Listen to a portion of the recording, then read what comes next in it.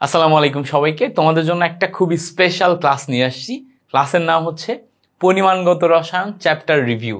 অর্থাৎ পরিমাণগত রসায়নের এই চ্যাপ্টার থেকে যা যা লাগবে টোটাল কনসেপ্টগুলা খুব কম সময় 20 থেকে 25 মিনিটের ভিতরে তোমাকে আমি এখন রিভিউ করে দেওয়ার ট্রাই করব। ইচ অ্যান্ড এভরিথিং, মানে এটা একটা ধরো খুব কম্প্যাক্ট রিভিশন ক্লাস। সব কনসেপ্ট, সব ফর্মুলাগুলো আমি তোমাকে অল্প অল্প করে দেখাই দিব। সো তোমরা যারা যারা অ্যাডমিশন ক্যান্ডিডেট আসো, এইচএসসি ক্যান্ডিডেট আসো, পরিমাণগত রসায়ন সম্পর্কে একটা খুব কম সময়ে ধারণা পেতে এই ভিডিওটা দেখতে পারো। যদি এই টাইপের ক্লাস তোমার পছন্দ হয় তাহলে এরকম কম্প্যাক্ট রিভিউ ক্লাসের জন্য কমেন্ট সেকশনে জানাবা। ইনশাল্লাহ আমি ট্রাই করব সব চ্যাপ্টারগুলোর উপরে এক একটা করে কম্প্যাক্ট রিভিউ ক্লাস তোমাদেরকে দিতে। এবং তোমরা জেনে খুশি হবা যে অলরেডি আমি তো অনলাইনে স্মার্ট বোর্ডে ক্লাস নিচ্ছি জানুয়ারি থেকে। এই মাত্র 2-3 মাস হলো এবং কোর্সের ক্লাস অ্যাডমিশন রিলেটেড কাজই সবচেয়ে বেশি করছি। ইতিমধ্যে আমি সুন্দর করে গোছানো প্লেলিস্ট বানানো শুরু করছি। সো যেহেতু এই চ্যানেলে আমি সবসময় গাইডলাইন ভিডিওস বেশি দিই, এই জন্য প্লেলিস্ট আলাদা করে আমাদের বিদ্যার্থী এইচএসসি চ্যানেলটাতে সাজায় দিচ্ছি। তো তোমার কাজ হচ্ছে ইউটিউবে যে সার্চ করা বিদ্যার্থী এইচএসসি, অথবা এই চ্যানেলের হোম বাটনে যে ক্লিক করবা, ওখানে দেখবা যে আমাদের বিদ্যার্থী এইচএসসি চ্যানেলটা লিঙ্ক করা আছে। বিদ্যার্থী এইচএসসি চ্যানেলে যে আমাদের প্লেলিস্টগুলো দেখবা। অলরেডি আমাদের কম্প্যাক্ট অর্গানিক সিরিজের প্লেলিস্ট কিন্তু চলছে। সো কম্প্যাক্ট অর্গানিক সিরিজের প্লেলিস্টটা তুমি দেখতে পারো। 6-7টা ক্লাসে টোটাল অর্গানিক 6-7 ঘন্টায় আমি তোমাকে কম্প্যাক্ট ওয়েতে রিভিশন করাই দিব। সো এই জিনিসপত্রগুলো একটু দেখতে পারো। সো চলো আমরা দেরি না করে আমাদের পরিমাণগত রিভিশন ক্লাসে যাই। সো পরিমাণগত এইটার আমরা যদি একটু রিভিশন দেওয়ার চেষ্টা করি, পরিমাণগত রিভিশনে আমরা কি কি দেখব? প্রথমেই পরিমাণগত রিভিশনে ফার্স্ট যে ইম্পর্টেন্ট জিনিস সেটা হচ্ছে তোমার মোল রিলেটেড ফর্মুলা লাগবে। প্রথম কি লাগবে? মোল রিলেটেড ফর্মুলা। সো মোল রিলেটেড বেসিক যে ফর্মুলাগুলো আছে, মোলকে আমরা এন দিয়ে প্রকাশ করি। এই এন কে আমরা বিভিন্ন ফর্মুলার মাধ্যমে প্রকাশ করতে পারি। যেমন ধরো এন ইকুয়ালস টু আমাদের ফর্মুলা আসে ডাব্লিউ ডিভাইডেড বাই এম। এই ডাব্লিউ ডিভাইডেড বাই এম ছাড়াও আমাদের ফর্মুলা আসে N divided by N A. Formula আসে হচ্ছে ভিএল ডিভাইডেড বাই 22.4 লিটার। তারপরে আমাদের ফর্মুলা আসে ভিএল ডিভাইডেড বাই 24.8 লিটার। তারপরে আমাদের ফর্মুলা আসে N equals to PV by R T. ঠিক আছে, এছাড়া আমাদের ফর্মুলা আসে N equals to VS, formula আসে আইটি ডিভাইডেড বাই ইএফ। এই যে এন রিলেটেড এক লাইনে সব ফর্মুলা লিখে দিলাম, এটা একটু তোমাদেরকে রিভাইজ করাই দিই।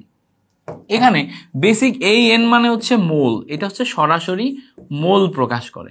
এইটা দ্বারাও মোল প্রকাশ করে, বাট এটা ভর থেকে মোল বের করা। এম হচ্ছে আণবিক ভর, আর উপরে ডাব্লু হচ্ছে যেই ভর তোমার দেয়া থাকবে। সো কোন একটা ভর দেয়া থাকলে তখন তুমি মোল বের করবা ডাব্লু বাই এম দিয়ে। এইটা হচ্ছে সংখ্যা থেকে মোল বের করা। এটা কি থেকে? সংখ্যা থেকে মোল বের করা। তো দেখো অণু, পরমাণু, আয়ন, এই টাইপের যে সংখ্যাগুলো আছে, অণু, পরমাণু, তারপর হচ্ছে আয়ন, এই টাইপের যে সংখ্যাগুলো আছে, অণু সংখ্যা বের করতে বললে, পরমাণু সংখ্যা বের করতে বললে, আয়ন সংখ্যা বের করতে বললে তুমি এই এন বাই এন এ দিয়ে বের করতে পারবা। তারপরে দেখো এসটিপিতে আয়তন, এইটা বের করার জন্য আমরা এই ফর্মুলা ব্যবহার করি। এটা হচ্ছে আয়তন দিয়ে মোল বের করা যায়, বাট স্পেসিফিক ভাবে এসটিপিতে। এইটা হচ্ছে এসএটিপিতে আয়তন, এইটা দিয়ে তুমি মোল বের করতে পারবা। পিভি বাই আরটি, এটা হচ্ছে তোমার যে কোনো প্রেসার, টেম্পারেচার, আয়তন শর্ত যদি দিয়ে দেয়, সেই শর্ত অনুসারে তুমি এখানে মোল বের করতে পারবা পিভি বাই আরটি দিয়ে। এইটা হচ্ছে তোমার বেসিক্যালি মোলারিটির ফর্মুলা বা ঘনমাত্রার ফর্মুলা।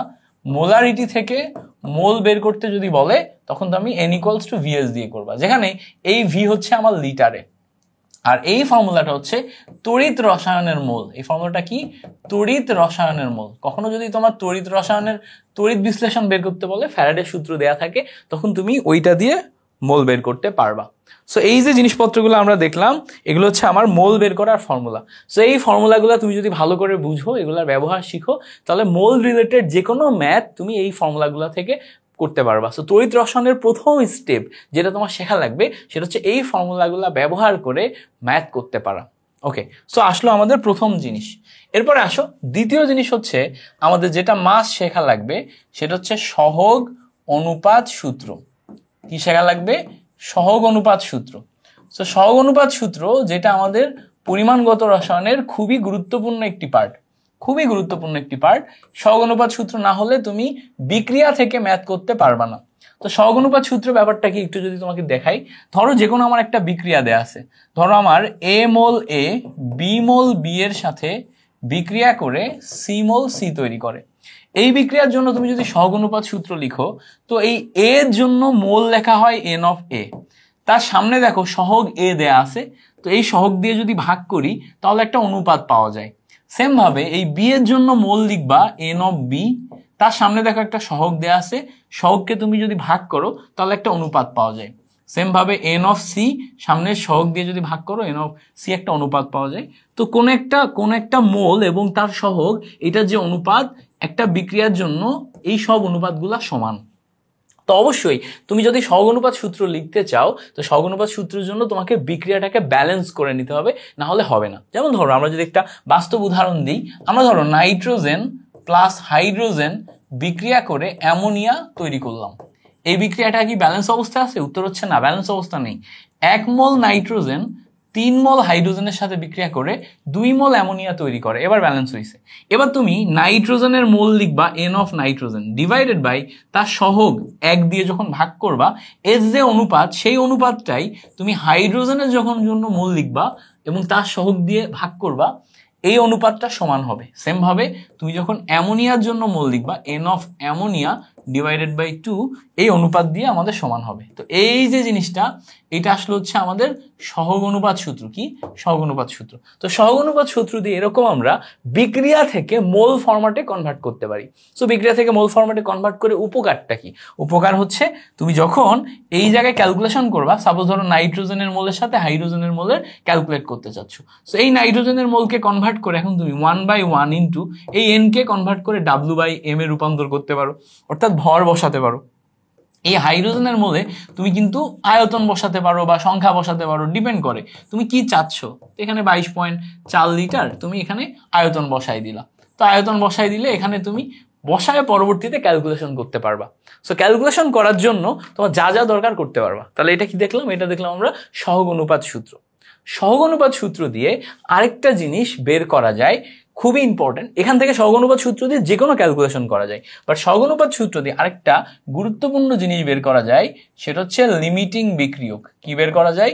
লিমিটিং বিক্রিয়ক। লিমিটিং বিক্রিয়ক। তো মাথায় রাখতে হবে লিমিটিং বিক্রিয়কের কনসেপ্টটা কি।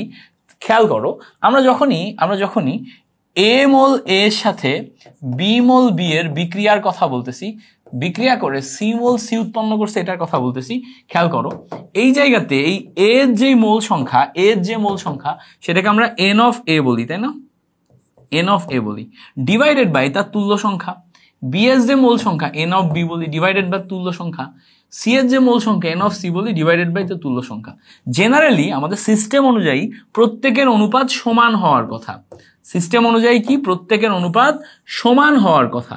তাহলে সিস্টেম অনুযায়ী প্রত্যেকের অনুপাত সমান হওয়ার কথা থাকলেও, সিস্টেম অনুযায়ী প্রত্যেকের অনুপাত সমান হওয়ার কথা থাকলেও যদি কখনো দেখা যায় যে কোনো একটি বিক্রিয়কের পরিমাণ কম হয়, তাহলে সে আগে শেষ হয়ে যাবে।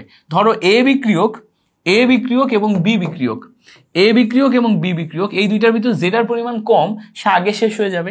তাহলে এই অনুপাতের ক্ষেত্রে এরা যদি সমান না হয়ে, এই যে বিক্রিয়কগুলোর অনুপাত এটা সমান না হয়ে কেউ যদি কম হয়, ছোট হয়, তাহলে সে আগে শেষ হয়ে যাবে। তাহলে খেয়াল করো N of A divided by A এইটার যে অনুপাত, আর N of B divided by B এটার যে অনুপাত, যদি এইটার ক্ষেত্রে এ বড় আর বি ছোট হয়, তাহলে ছোট হচ্ছে বি যদি ছোট হয় তাহলে বি আগে শেষ হবে, যে ছোট সে আগে শেষ হবে। তাহলে এ কি বলতো? এ তখন হচ্ছে লিমিটিং রিঅ্যাকট্যান্ট। এ তখন লিমিটিং রিঅ্যাকট্যান্ট। সেম ভাবে N of A divided by A, N of B divided by B, যদি এইটা বড় হয় তাহলে এইটা ছোট, এই অংশটা ছোট হলে এইটা আগে শেষ হবে, তাহলে এইটা আগে শেষ হলে এইখানে আমার এ হচ্ছে লিমিটিং রিঅ্যাকট্যান্ট। তো এখানে আমরা জাস্ট ডিরেক্ট অনুপাত দেখে বলে দিতে পারবো, সহগ অনুপাত সূত্রে অনুপাত দেখে বলে দিতে পারবো যে কে লিমিটিং রিঅ্যাকট্যান্ট, কে লিমিটিং রিঅ্যাকট্যান্ট না। তো এখান থেকে এই ডিসিশনটা আমাদের নিতে পারতে হয়। তাহলে আমরা দেখলাম কি? আমরা প্রথমে দেখলাম মোল কি, তারপরে দেখলাম সহগ অনুপাত সূত্র কি, তারপরে দেখলাম সহগ অনুপাত সূত্র থেকে লিমিটিং রিঅ্যাকট্যান্ট কিভাবে বের করে। এরপরে আমরা চ্যাপ্টার রিভিউতে পরে দেখব মোলারিটি সম্পর্কে।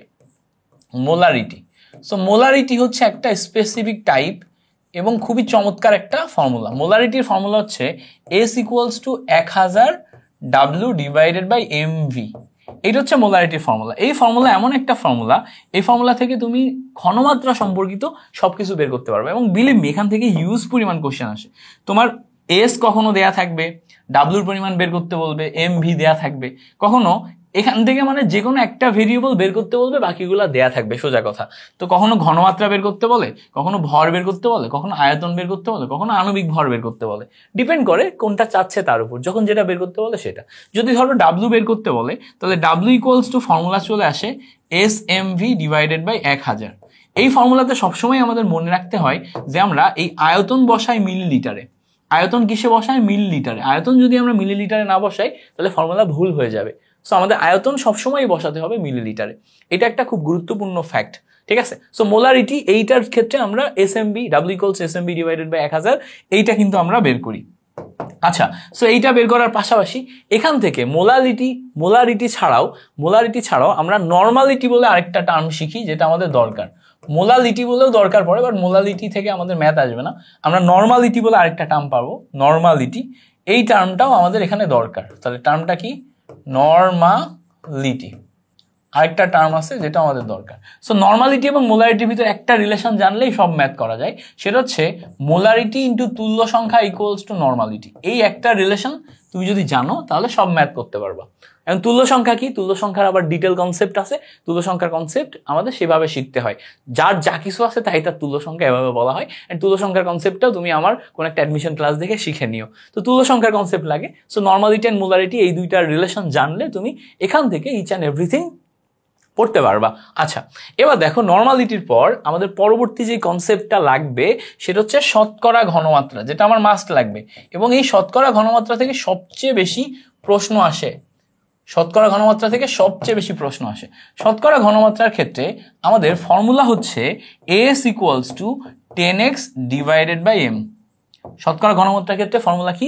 s equals to 10x divided by m, যেখানে x হচ্ছে সরাসরি কত পার্সেন্ট। ধরো 5% বললে x এর ভ্যালু 5, 10% বললে x এর ভ্যালু 10, 20% বললে x এর ভ্যালু 20, ঠিক আছে? কত পার্সেন্ট সেটা হচ্ছে আমার x এর ভ্যালু, কত পার্সেন্ট সেটা হচ্ছে আমার x এর ভ্যালু। s হচ্ছে ঘনমাত্রা, m হচ্ছে আণবিক ভর। এই একটা ফর্মুলা দিয়ে শতকরা ঘনমাত্রা সব ম্যাথ করা যায়। শতকরা ঘনমাত্রা সব ম্যাথ করা যায়। তো শতকরা ঘনমাত্রা এইটা আমাদের শিখতে হবে। এরপরে দেখো পরের যেই কনসেপ্ট সেটা হচ্ছে পিপিএম এর কনসেপ্ট।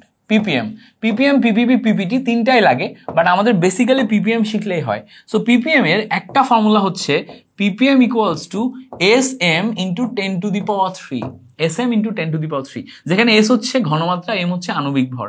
আরেকটা ফর্মুলা হচ্ছে PPM equals to W/V into 10 to the power 6, যেখানে এই যে ভিটা বসবে হচ্ছে মিলিলিটারে।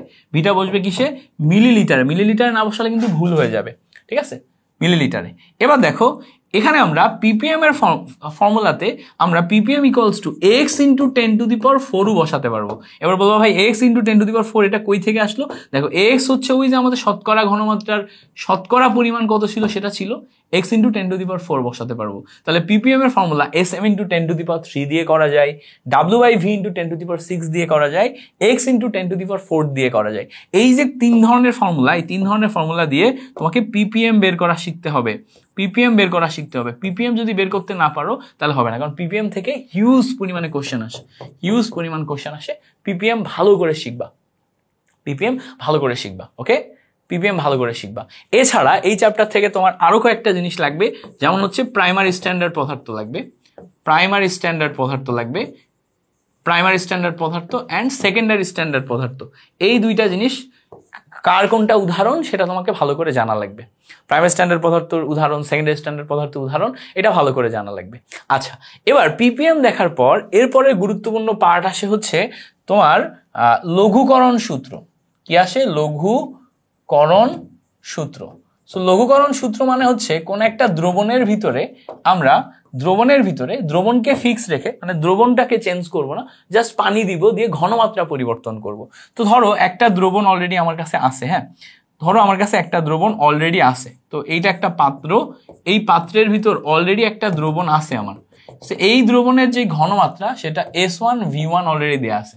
এখন বাইরে থেকে যদি আমি এই দ্রবণের ভিতর পানি দিই তাহলে আমার নতুন ঘনমাত্রা S2V2 তৈরি হবে, নতুন আয়তন নতুন ঘনমাত্রা তৈরি হবে। সো এই দ্রবণের লঘুকরণ সূত্রের ক্ষেত্রে আমাদের S1V1 ইকুয়ালস টু S2V2 এইটা দিয়ে ম্যাথ করতে হয়, S1V1 ইকুয়ালস টু S2V2 দিয়ে ম্যাথ করতে হয়।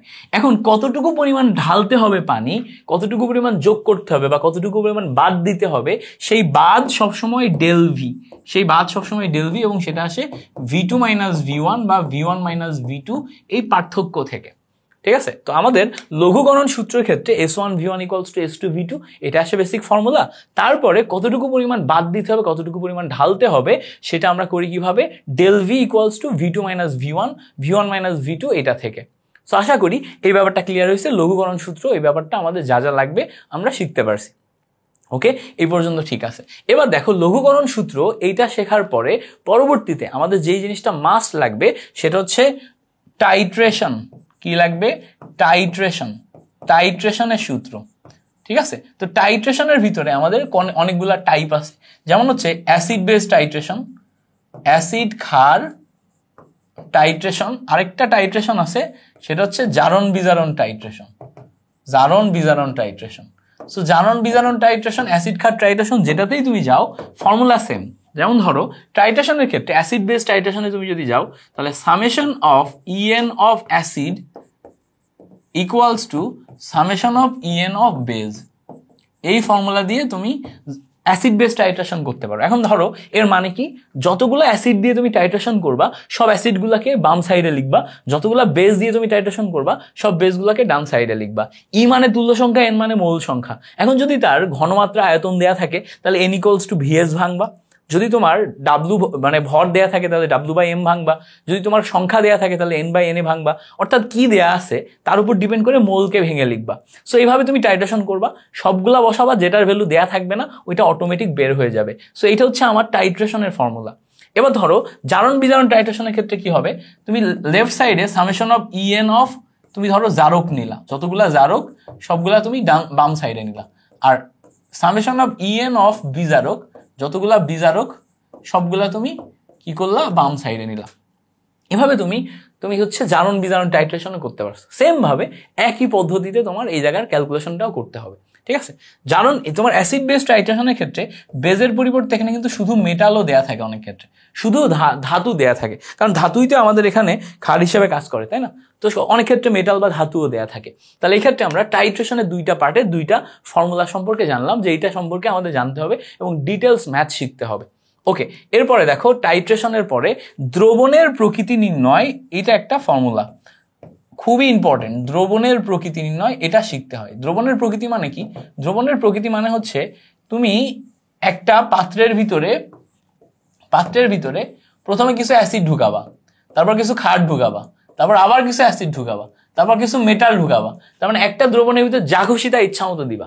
দেওয়ার পরে ওই দ্রবণের প্রকৃতি কি হবে সেটা তোমাকে বের করে বলতে হবে। সো সেই দ্রবণের প্রকৃতি বের করার জন্য ফর্মুলা হচ্ছে দ্রবণের নতুন ঘনমাত্রা x ইকুয়ালস টু নিচে যাই V টোটাল, V টোটাল মানে টোটাল দ্রবণের আয়তন, উপরে তুমি লিখবা summation of EN of acid minus summation of EN of base, অর্থাৎ টোটাল যতগুলো অ্যাসিড আছে সবগুলো অ্যাসিডের ক্যালকুলেশন করবা, তার থেকে যতগুলা বেজ আছে সবগুলা বেজের ক্যালকুলেশন বাদ দিবা, নিচে V টোটাল দিয়ে ভাগ করবা, করলে তুমি নতুন ঘনমাত্রা পেয়ে যাবা। কি পেয়ে যাবা? নতুন ঘনমাত্রা পেয়ে যাবা। এই যে নতুন ঘনমাত্রা পাবা, এই নতুন ঘনমাত্রাই হচ্ছে দ্রবণের প্রকৃতি নির্ধারণ করবে। কিভাবে? এই নতুন ঘনমাত্রা x, এইটা যদি পজিটিভ হয়, প্লাস হয়, তাহলে এটা কি হবে? এটা হচ্ছে অ্যাসিডিক দ্রবণ। এই নতুন ঘনমাত্রা x, এটা যদি মাইনাস হয় তাহলে এটা কি হবে? এটা হচ্ছে বেসিক দ্রবণ হবে। তাহলে দেখো একটা হচ্ছে অ্যাসিডিক দ্রবণ আর একটা কি বেসিক দ্রবণ। তাহলে ঘনমাত্রা পজিটিভ আসলে অ্যাসিডিক হবে, নেগেটিভ হলে বেসিক দ্রবণ হবে। তাহলে আমরা এখান থেকে ডিসিশন নিতে পারবো। শুধু ডিসিশন নিতে পারবো না, এই ঘনমাত্রার উপর ডিপেন্ড করে তুমি এখন চাইলে পিএইচ এর ভ্যালু বের করতে পারবা, ওই দ্রবণের পিএইচ কত সেটা বের করতে পারবা। কারণ কি, অ্যাসিডিক মানে হচ্ছে এটা হাইড্রোজেন প্লাস আয়নের ঘনমাত্রা, বেসিক মানে এটাই হচ্ছে হাইড্রোক্সিল মাইনাস আয়নের ঘনমাত্রা। সেটা তুমি যদি জানো তাহলে দ্রবণের পিএইচও বের করতে পারবা। তো এটা আমাদের ভালো করে শিখতে হবে। ঠিক আছে, ওকে। তো এইটা ছিল আমাদের এই চ্যাপ্টারের একদম খুব মোস্ট ইম্পর্টেন্ট একটা টপিক। এরপরে তোমাকে এই চ্যাপ্টার থেকে জারণ বিজারণের সমতাকরণ শিখতে হবে। জারণ বিজারণ সমতাকরণ শিখতে হবে। সো জারণ বিজারণ সমতাকরণের জন্য আয়ন ইলেকট্রন পদ্ধতিতে যে সমতাকরণগুলো আছে, কারা জারক তাদের তুল্য সংখ্যা কত, কারা বিজারক তাদের তুল্য সংখ্যা কত, এটা জানতে হয়। অ্যান্ড দেন ওদেরকে সমান করে আমাদের একটা ইকুয়েশনে লিখতে পারতে হয়, ঠিক আছে। এবং এই জায়গা থেকে ভেজাল নির্ণয়ের যে ম্যাথগুলো আছে সেটা শিখতে হয়। আরেকটা জিনিস আছে এখান থেকে, যেমন জারণ সংখ্যা নির্ণয় এটা শিখতে হয়, জারণ সংখ্যা নির্ণয়। হ্যাঁ, আরেকটা জিনিস আছে, জারণ বিজারণ বিক্রিয়ার প্রকারভেদের 4 প্রকার প্রকারভেদ আছে, যেমন হচ্ছে সামঞ্জস্য বিক্রিয়া, অসামঞ্জস্য বিক্রিয়া, বিরঞ্জন বিক্রিয়া। এই যে 4 প্রকার বিক্রিয়ার প্রকারভেদ আছে উদাহরণ সহ সেটা আমাদের পড়তে হয়, ঠিক আছে। সো এই টোটাল মিলে আমাদের একটা টোটাল চ্যাপ্টার কমপ্লিট হয়, ঠিক আছে। সো এই চ্যাপ্টার থেকে এই জিনিসপত্রগুলো তুমি মাস্ট পড়বা। সো আশা করি টোটাল এই চ্যাপ্টারটা তোমার জন্য হেল্পফুল হবে। এই ভিডিও ক্লাসটা যেটা আমি তোমাকে এখন শেখালাম, এইটা তোমার জন্য হেল্পফুল হবে। এই ভিডিও ক্লাসটার মাধ্যমে তুমি অনেক কিছু হয়তো জানতে পারছো, ঠিক আছে। সো এরকম যদি ভিডিও লেকচার আরও চাও তাহলে অবশ্যই কমেন্টে জানাবা। ভাইয়াদেরকে বিভিন্ন গ্রুপগুলোতে এই ক্লাসটা শেয়ার করবা। আর আমাদের বিদ্যার্থী এইচএসসি চ্যানেলে আমার ডিটেল ক্লাসের জন্য সাবস্ক্রাইব করবা। আমি অনেক ট্রাই করতেছি তোমাদেরকে সাপোর্ট দেওয়ার জন্য, তোমরা একটু সাপোর্ট দিও। সবাইকে জানাই মিল্টন ভাইয়ের ক্লাসগুলো সম্পর্কে, তোমরা যেটা ডিমান্ড করবো ইনশাল্লাহ ঈদের পর থেকে আমি একদম টানা তোমাদেরকে সাপোর্ট দিয়ে যাব। সো একটা ভালো গ্রোথের জন্য মিল্টন ভাইয়ার এই চ্যানেলটাকে সবার কাছে রেকমেন্ড করবা, কেমন? মিল্টন ভাইয়ের 2টা চ্যানেল আছে, একটা হচ্ছে মিল্টন খন্দকার, একটা হচ্ছে বিদ্যার্থী এইচএসসি। 2টা চ্যানেলকে সবার কাছে রেকমেন্ড করবা। Thank you so much for watching this class. তোমাদের সাথে পরবর্তী ক্লাসে দেখা হচ্ছে।